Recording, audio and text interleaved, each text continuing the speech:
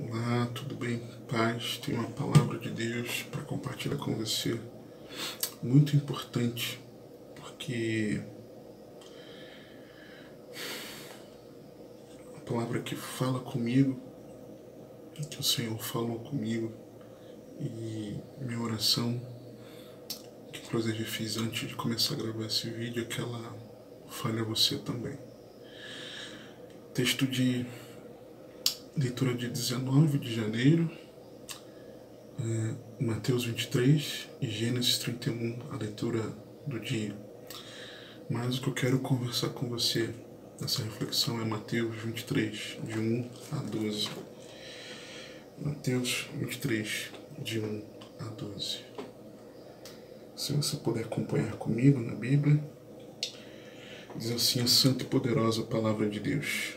Então, falou Jesus à multidão e aos seus discípulos, dizendo: na cadeira de Moisés estão assentados os escribas e fariseus. Todas as coisas, pois, que vos disserem que observeis, observai-as e fazei-as, mas não procedais em conformidade com as suas obras, porque dizem e não fazem.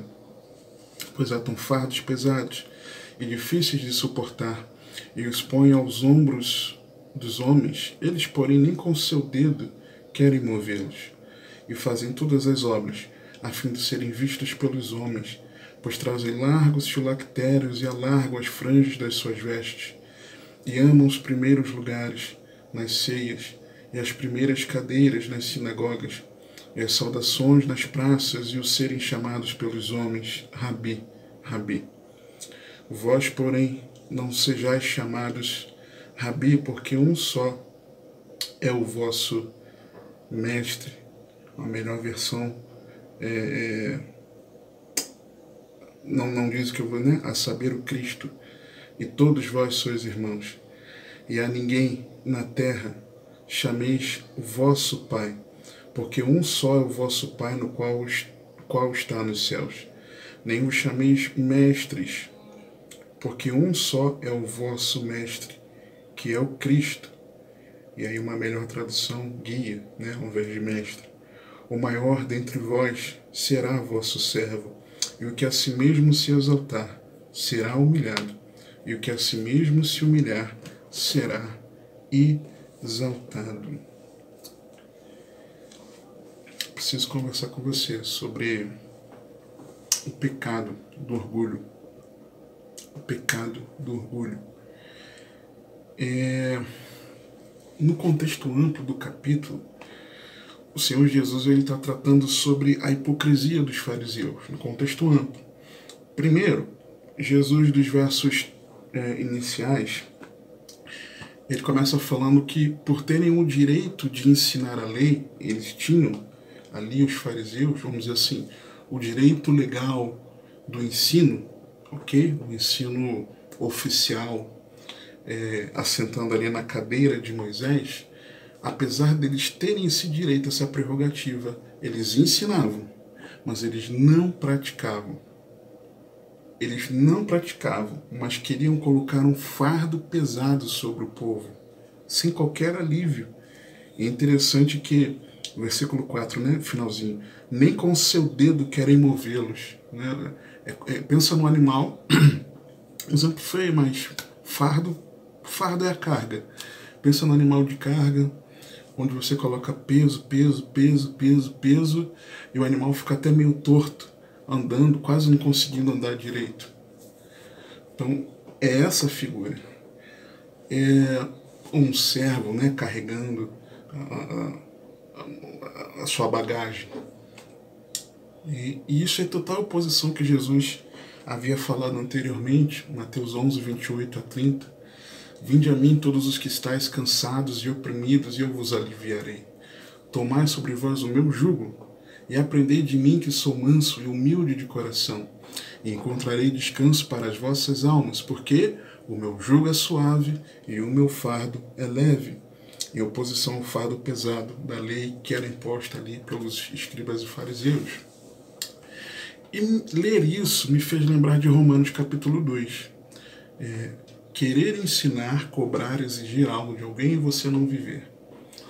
Romanos 2, versos 1 a 3. Portanto, és inexcusável quando julgas, ó homem, quem quer que sejas, porque te condenas a ti mesmo naquilo em que julgas o outro. Pois tu que julgas, fazes o mesmo. E bem sabemos que o juízo de Deus é segundo a verdade sobre os que tais coisas fazem. E tu, ó homem, que julgas os que fazem tais coisas, cuidas que, fazendo-as tu, escaparás ao juízo de Deus? Que era o caso deles ali.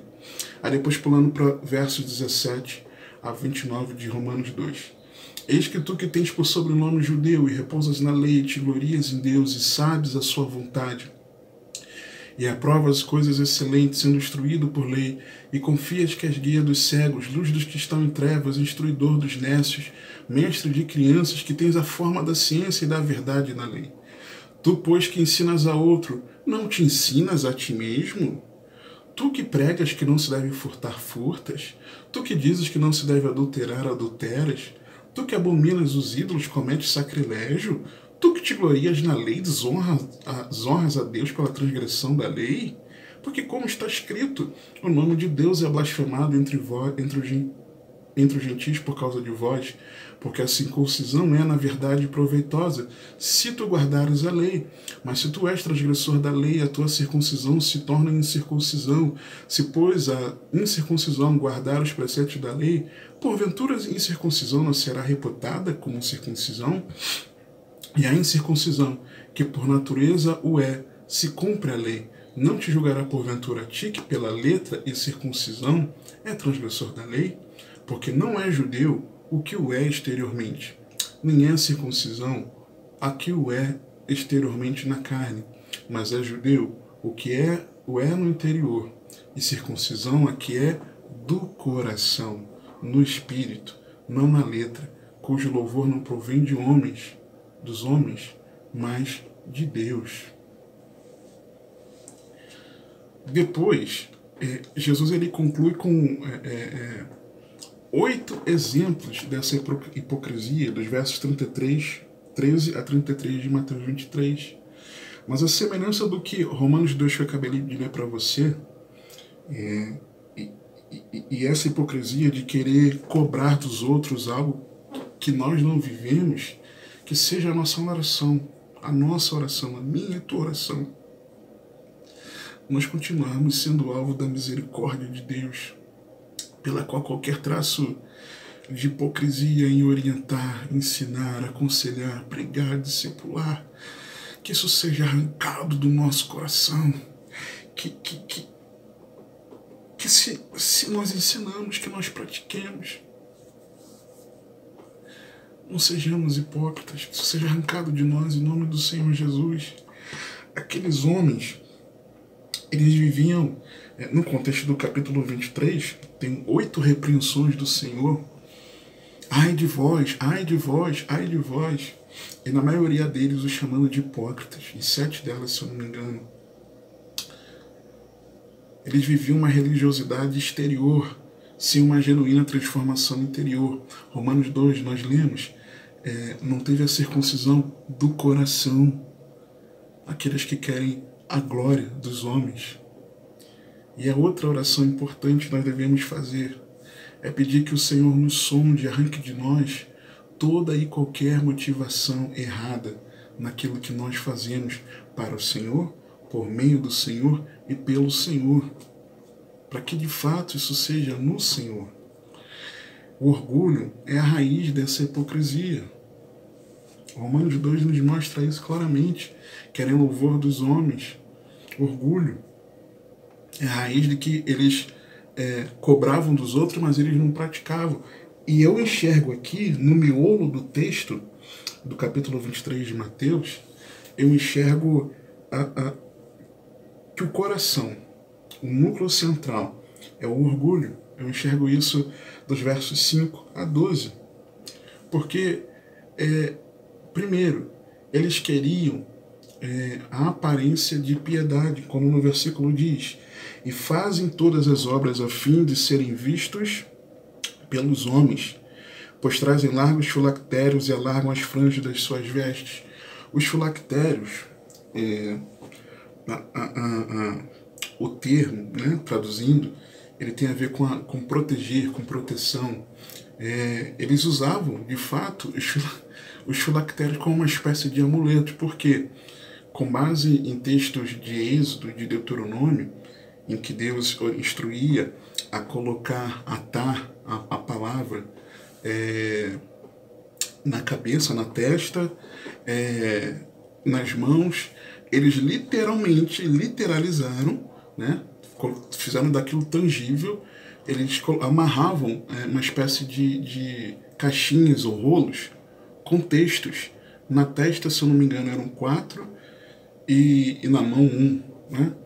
E em textos de Êxodo 13, 1 a 10, depois de 11 a 16, Deuteronômio 6, de 4 a 9, e de 11, capítulo 11, dos versos 13 a 21.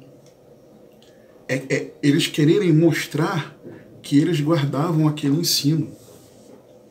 Era eles querendo exibir que eles faziam a leitura bíblica todo dia.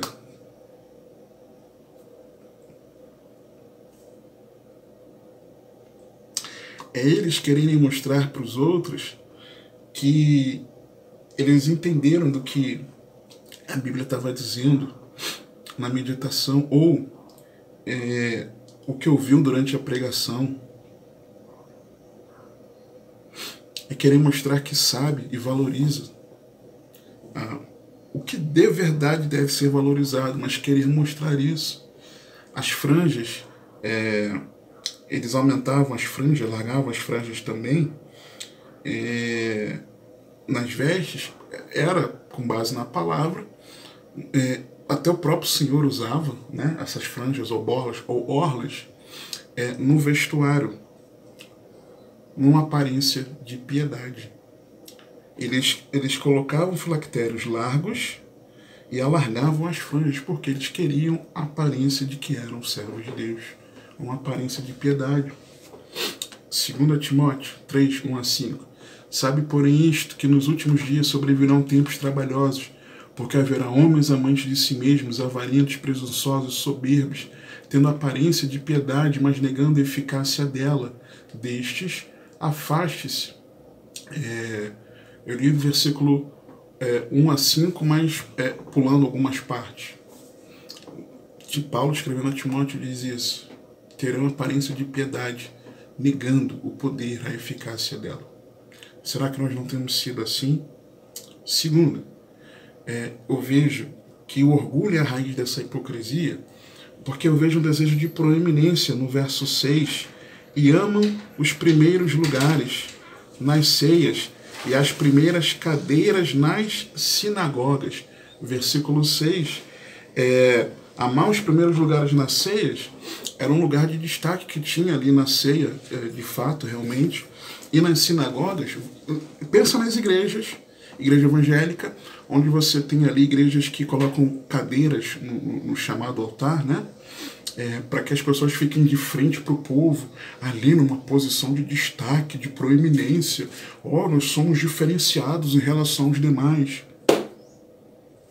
Proeminência, seu orgulho. Lucas 14, 7 a 10. E disse aos convidados uma parábola, reparando como escolhiam os primeiros assentos, dizendo-lhes: quando por alguém fores convidado às bodas, não te assente no primeiro lugar. Palavras do Senhor Jesus. Não aconteça que esteja convidado outro mais digno do que tu, e vindo que te convidou a ti e a ele te diga: dá o lugar a este, e então com vergonha tenhas de tomar o derradeiro lugar.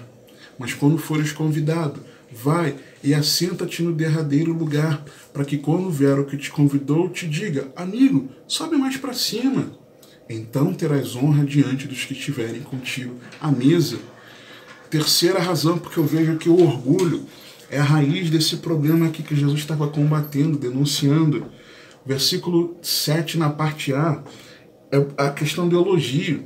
Quando diz assim o texto: e as amam, né? O versículo 6, amam os primeiros lugares e as primeiras cadeiras nas sinagogas, versículo 7, e as saudações nas praças. Ou seja, amam as saudações nas praças.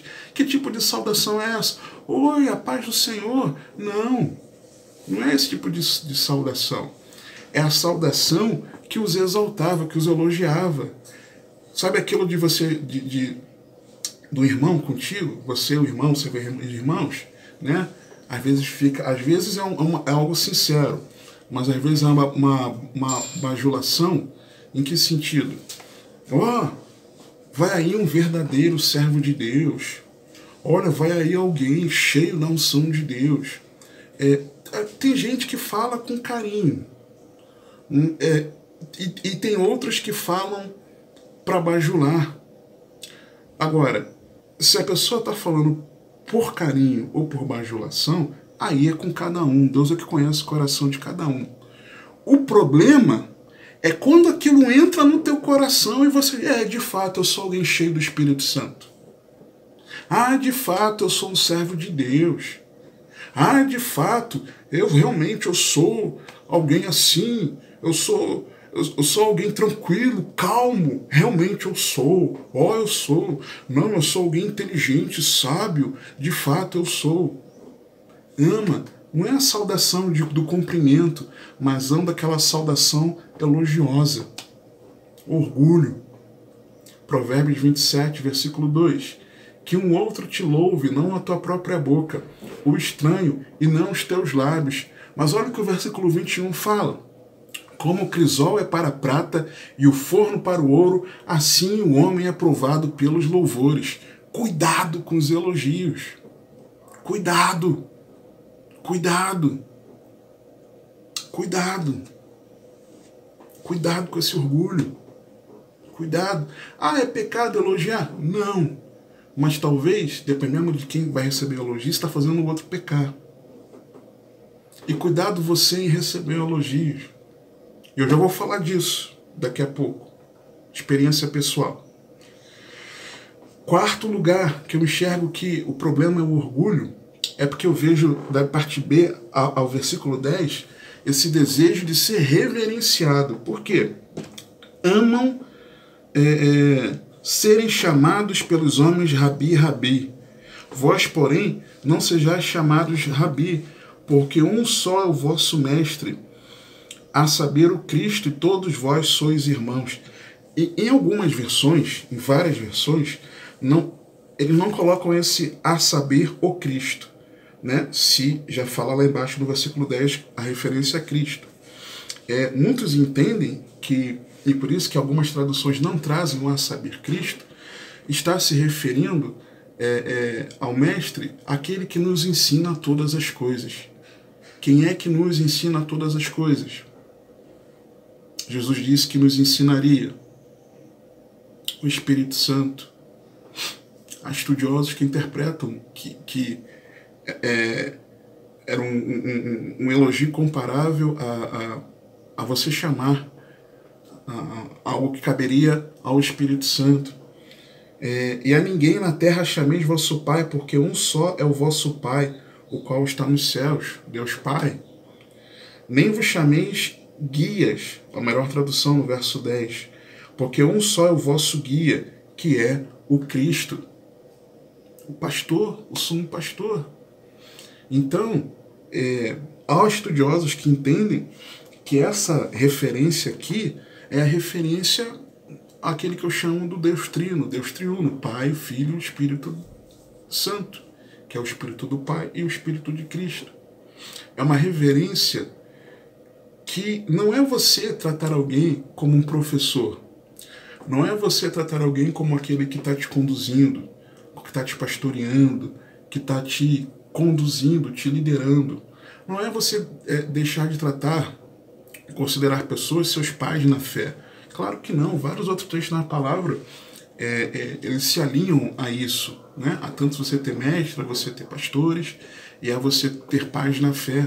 Mas o que Jesus está falando aqui é que aqueles homens, eles amavam esse elogio, que não era um elogio dado apenas por um carinho, mas era de colocar aqueles homens como mediadores da vida espiritual deles. Uma reverência que não cabe a nenhum ser humano. É idolatria. É o ser idolatrado. E quantos não são aqueles idolatrados? Quantos não são os pregadores idolatrados, professores, eu vou chamar assim, youtubers cristãos idolatrados, em que a pessoa tem uma obediência cega naquilo. Obediência cega naquilo que o outro está falando. E o outro, por contrapartida, ama isso, ama receber isso. João 12, 42 a 43. Apesar de tudo, até muitos dos principais creram nele, mas não o confessavam por causa dos fariseus, para não serem expulsos da sinagoga. Por quê? Porque amavam mais a glória dos homens do que a glória de Deus.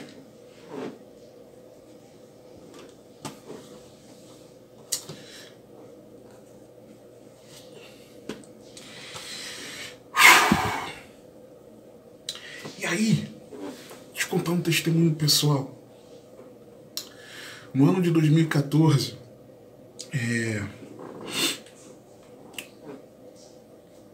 foi um tempo em que onde eu congregava, o nosso pastor ele precisou ficar um tempo afastado, até ia viajar viajou, né, de fato, para outro estado, e eu precisei ficar como responsável pela nossa igreja e por alguns meses.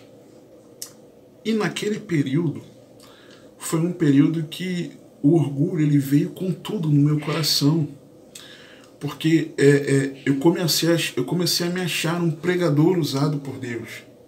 Eu não falava isso para as pessoas, eu não verbalizava isso para as pessoas, mas isso vinha aqui no meu coração, veio o pensamento, e chegou uma hora que eu comecei a aceitar no meu coração, sabe? Não contava para ninguém isso, mas eu pensava isso, eu comecei a pensar, e comecei a me ensoberbecer, a me orgulhar. De fato, Deus me usa. Deus me usando na pregação, por misericórdia do povo, e também até trazendo algo profético em meio à pregação, que e exatamente aquela palavra que a pessoa estava precisando ouvir. E eu comecei a me exaltar, sem falar para os outros, mantendo a aparência de piedade, de humilde, mas aqui o meu coração cheio de soberba e de orgulho. E exatamente naquela época, que era quando eu precisava mais pregar, Deus falou comigo: não, você não vai mais pregar. Até você aprender. E eu fiquei meses sem pregar. Minha esposa me perguntava, eu não falava. Um amado irmão, um amigo, que era um dos pastores lá também, estava auxiliando, perguntava, eu não respondia. A esposa do nosso pastor, por vezes ela estava lá e perguntava, e uns se perguntavam aos outros por que eu não estava pregando, e ninguém sabia responder. Mas era por causa do orgulho do meu coração. Orgulho. Eu nunca fui vaidoso, orgulhoso, soberbo com isso. Mas de tanto ficar ouvindo elogio, chegou um momento que eu parei de entregar a glória a Deus e passei a aceitar a glória para mim, não nas palavras. Nas palavras eu dava a glória a Deus, mas no meu coração, não. Eu comecei a achar, Deus me usa. Até que eu me humilhasse, me arrependesse, confessasse a Deus. Deus foi me tratando. Até que uma hora Deus falou: agora sim, agora você pode. E aí eu contei para minha esposa o que tinha acontecido. Orgulho. Não pense que não vai te atingir. Quer ver outra questão do orgulho? Eu não querer receber ajuda das pessoas. Olha, precisa pegar esse lenço, que eu estou me secando, estou transpirando bastante aqui, muito calor. Graças a Deus, não estou murmurando não, Senhor. tá todo bagunçado o lenço. Aí alguém chega e fala, poxa, deixa eu te ajudar a dobrar o lenço. Tá pensando quando você dobrar um lenço? Deixa que eu faço, não preciso de ajuda não. Orgulho. Até em questões do cuidado da casa. Orgulho. E Deus tem me tratado isso ao longo desses anos. A partir de 2016, né, logo depois da minha... do meu despertamento para o verdadeiro evangelho, comecei a despertar para o verdadeiro evangelho, me arrepender da prática que eu cometia, uma das... Deus foi me mostrando vários outros pecados, dentre esses o orgulho, de não querer ser ajudado, de soberba, orgulho. O orgulho, ele é pecado, não se engane. Provérbios 21, 4. Os olhos altivos, o coração orgulhoso e a lavoura dos ímpios é pecado. O orgulho traz afronta. Provérbios 11, 2. Em vindo a soberba, virá também a afronta, mas com os humildes está a sabedoria. O orgulho traz contenda. Provérbios 13, 10. Da soberba só provém a contenda, mas com os que se aconselham se acha sabedoria. O orgulho leva ao abate. Provérbios 18, 12. O coração do homem se exalta antes de ser abatido, e diante da honra vai a humildade. O orgulho leva à queda e à ruína.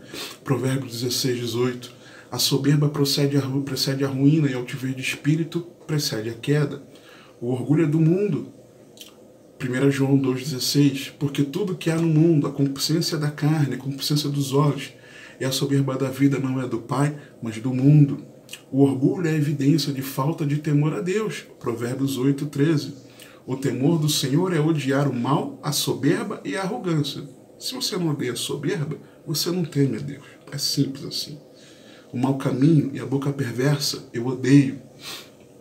O orgulho é abominável a Deus. Acorda! Provérbios 16:5.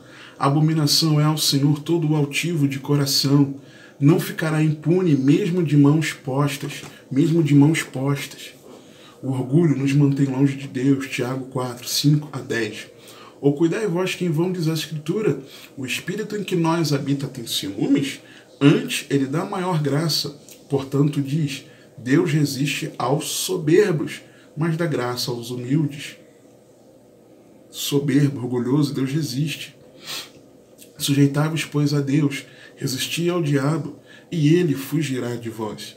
Chegai-vos a Deus, e ele se chegará a vós. Alimpai as mãos, pecadores, e vós, de duplo ânimo, purificai os corações. Senti as vossas misérias, o vosso gozo em tristeza. Humilhai-vos perante o Senhor, e ele vos exaltará. Se é para eu chegar a Deus, e ele vai chegar a mim, eu precisando limpar minha mão e purificar o meu coração, me humilhando a ele, é porque o orgulho me distancia dele. É simples assim. Agora, como vencer o orgulho? Eu vejo aqui no verso 12, Mateus 23. E o que a si mesmo se exaltar será humilhado, e o que a si mesmo se humilhar será exaltado, arrependendo-se em humilhação. Primeiro, não fazendo avaliação errada de si mesmo. Romanos 12, 1 a 3.